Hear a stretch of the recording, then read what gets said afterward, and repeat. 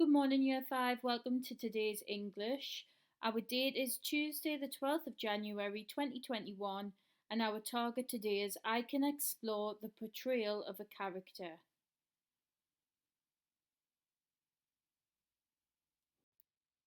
So, a quick quiz on the little bit of the prologue that we read yesterday. Number 1, and you might want to just jot the answers down underneath your date and target. You don't have to write the question out, just a quick answer for our quick quiz.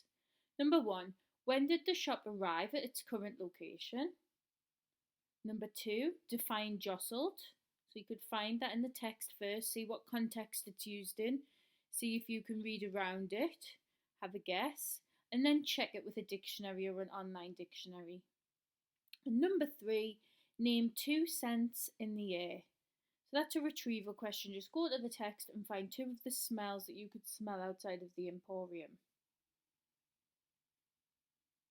We are now going to read the end of the prologue, which is page 10. So you need to turn in your book to page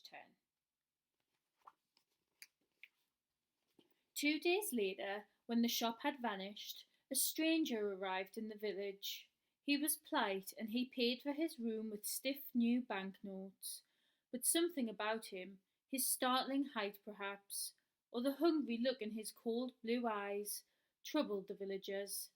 He asked questions about a shop built from midnight bricks, but the tall man couldn't find a single person in the village who could recall the Emporium. Within a day, he too was gone, and all trace of these strange events faded from the history of the place. Those who'd walked through the Emporium's doors had no memory of anything they might have seen inside. Most importantly, none of them recalled the price of admission, the little piece of themselves they'd given for a glimpse at the Emporium's hidden secrets and wonders. Bring your imagination, the sign in the sky had requested.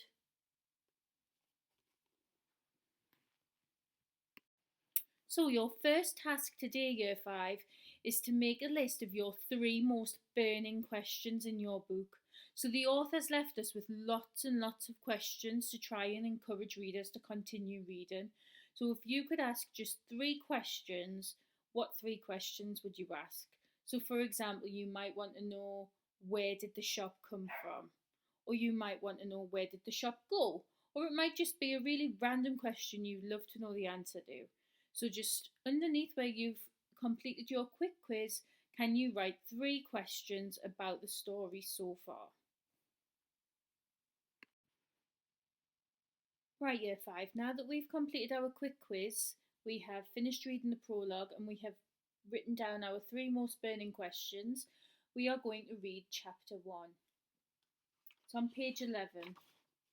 Chapter 1, A Chance Encounter, Glasgow, present day. Look out, coming through! Oi! Watch where you're going, wee man! Sorry! Daniel Holmes darted through the Saturday shopping crowds in Glasgow, pushing and twisting and weaving. His lungs burned and his legs ached, but he did not stop. He couldn't stop. Spud Harper and his gang were chasing him, and everyone in the children's home knew that if Spud Harper was after you, you didn't slow down. Daniel wheeled left at a butcher shop, almost slipping on a blood-red puddle. He turned into a narrow street lined with old buildings housing fashion boutiques, restaurants and coffee shops. Carved stone angels and gargoyles seemed to watch the street from high above. Daniel's head swung right to left. Where next? He wondered how far he was from the bus station. He imagined jumping on a bus headed to the coast, where he could stow away on a boat and escape from Glasgow and St. Catherine's. Somewhere with no Spud Harper would be nice. Not crying for your dad? Spud yelled at him from somewhere back among the crowds. You were wailing like a baby in your sleep again last night. The whole home heard you. Daddy, Daddy, don't die, Daddy. Ha ha. Don't worry me, man. When we're through with you, you'll have something else to cry about. Spud and his gang were bigger than Daniel, and faster and stronger. Sooner or later they'd catch him. He sprinted across the street, jinked into the nearest shop, and slammed the heavy door shut. He clutched at his chest and watched through the darkened glass of the door, crouching out of sight. He could hear Spud's gang shouting as they thundered past. "Where'd he go? Where's the wee weasel? Must be up here." Daniel's shoulders sagged. He closed his eyes and breathed deeply. The air was infused with the jumbled perfume of furniture polish and dust, and something like melting chocolate. Then he opened his eyes and for the first time became fully aware of his surroundings. The shop was a cave of wonders. Everywhere he looked, Daniel saw something he wanted to pick up, to hold, to have as his own. Silver and gold and crystal gleamed and sparkled in the light of a spitting fire. Intricate wooden clocks and mirrors of varying size and splendour covered the walls. Tiny fish flashed like bars of copper in a glass tank.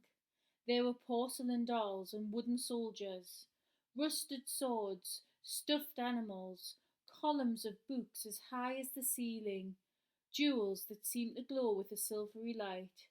A stuffed polar bear sat in one corner, eyeing the shop like a watchman. Even particles of dust caught in a bar of sunlight seemed to glow like stars. "How did you get in here? We're closed." The voice startled Daniel. In the far corner of the room stood a grand desk with feet carved like an eagle's talons. Behind the desk sat a small man in a dusty suit. His wavy brown hair was wild and tangled, falling over his handsome face. On the desk in front of the man lay a battered book. His hand hovered over an open page, clutching a fountain pen. He stared at Daniel with eyes the colour of thunderclouds. "Sorry," said Daniel.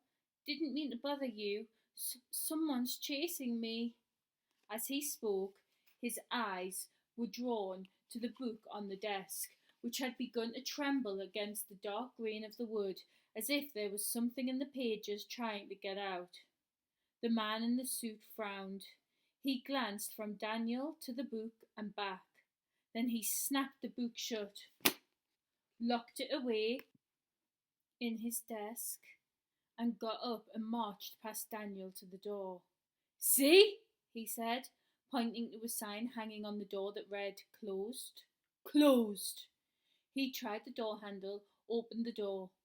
"I could have sworn I locked it." He spun back to face Daniel, staring at him through narrowed eyes. "Who's after you?" "Big boys, from my children's home." The man raised an eyebrow. "You are an orphan?" Daniel nodded. The fire snapped and cracked. "What happened to your parents?" said the man. Daniel thought this was an odd question for a stranger to ask, but he didn't want to be thrown back out onto the street, so he answered. "Dad was a fisherman, died at sea. Mum only lasted a couple of years after that." This seemed to satisfy the shopkeeper. "And why are these big men after you? Big boys after you?" he said. "There must be a reason." Daniel folded his arms. "Yeah, there is a reason. They're goons. Spud and his pals think they run the home. They take things from the other kids. Important things like reminders of their parents and stuff. And nobody ever stands up to them. But I couldn't take it anymore. I followed them. I found out where they kept their stash. I got everyone's stuff back, and I explained that if the other kids stick together, Spud and his gang can't get to them. Spud didn't like that." The little man in the dusty suit jutted out his bottom lip and nodded, disguising a smile. "Ah, bullies, I see." He wandered around from behind his desk. "What's your name?" "Daniel. Daniel Holmes." "Well, Daniel Holmes, I know how it feels to live life in the shadow of a bully. We have that in common." "Really?" I tell you what, you can wait in here until you are sure Spud and his gang are gone." "Yes, sir, thank you." "It's no trouble," said the man in the suit. "Now, if you'll excuse me, I have business to attend to." He turned and wandered towards a velvet curtain of rich, deep crimson at the back of the shop. As he reached for the curtain, he paused. "Daniel, do you have a favourite animal?" Animal? Daniel thought for a moment. It's a bit weird, he said, but I like magpies. People say they're the cleverest of the birds. There's a rhyme about them. Ah, said the man in the suit. One for sorrow, two for joy. Aye, that's the one. Very good, said the shopkeeper. He smiled at himself, then said, Well, I must be off. See you, said Daniel. Hey, maybe I'll come back and buy something from you one day. A fleeting smile crossed the man's face. Oh, I wouldn't be too sure. Return customers are very rare in this place. And with that he was through the curtain and away. Daniel peered out of the window, which was tinted sepia, so that the outside world looked like an old photograph. Grey Glasgow rain had begun to fall in fat drops. Puddles were already gathering on the road. Spud Harper and his gang were long gone, but Daniel was keen to have one last look around before he left. He wandered towards a table scattered with metal toy soldiers. He picked two of the soldiers up, imagining that one was himself and the other Spud Harper, and staged a fight between the two. Daniel's soldier was about to throw Spud off the table when something startled him. A soft, fluttering sound. He dropped the toys and stared at the red curtain to the back of the shop. Another flutter. The curtain waved gently. He edged forward, his heart racing. When he was close enough, he reached out a trembling hand and slowly, gently, touched the material. A burst of red velvet, the sound of flapping wings, and two silver birds exploded from behind the curtain. Daniel ducked and spun, and the birds flew across the store and landed on a column of stacked books. They were magpies, but they were like no magpies Daniel had ever seen. They were made of brilliant, gleaming silver. Every feather, delicate as a shaving of ice, reflected the flames of the coal fire. The silver magpies fixed him with shining ruby eyes, twitched their heads to one side. How? Whispered Daniel, treading softly towards them, though they did not shy away as he advanced. When he was close enough, he reached out a hand. Are you real? His fingers touched upon the cool silver of one of the magpie's wings. The bird let out an indignant call and flapped away, leading its twin back towards the curtain. But when they reached the rich red velvet, the birds did not fly through. Instead, they exploded with a flash, and a shower of rubies rained down on the shop floor. Daniel's mouth hung open. What's going on out there? Came the shop owner's voice from behind the curtain. What was that sound? Nothing had better be damaged. Suddenly unsure of exactly what he'd seen or what kind of place he'd stumbled upon, Daniel made for the door. A little bell sang as he dashed out into the rain and down the street. A moment later, the short man in the dusty old suit stepped from behind the curtain. He stared around the shop. Then he leaned over and plucked two of the magpie rubies from the floor, rolling them between his thumbs and fingers. His hands closed around the stones, and when they opened once more, the magpies were sitting in his palms, brilliant silver, almost glowing in the gloom. The man in the suit released the birds and watched as they circled the shop before settling once again on a column of books. Then he smiled a wide, clever smile and disappeared back through the curtain. And we are going to stop there for now.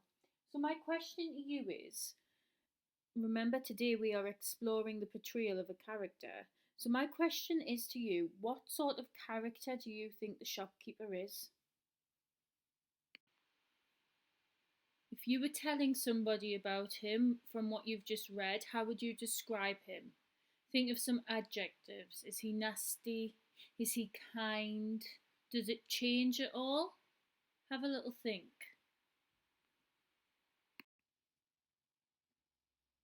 So now that you've had a think about what sort of character the shopkeeper is, we actually need to find some evidence from the text to justify what we think.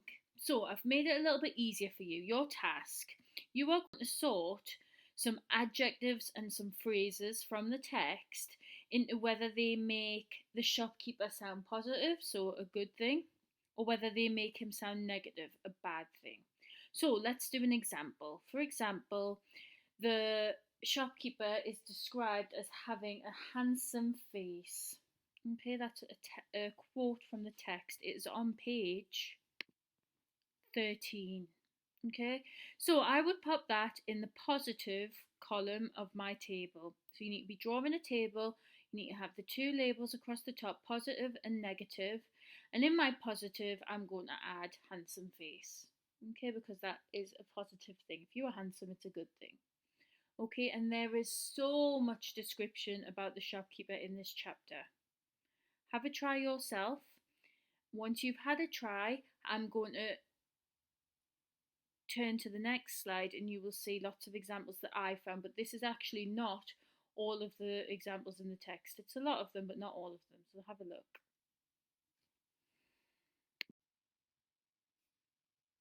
So this is some of the examples I found in the text.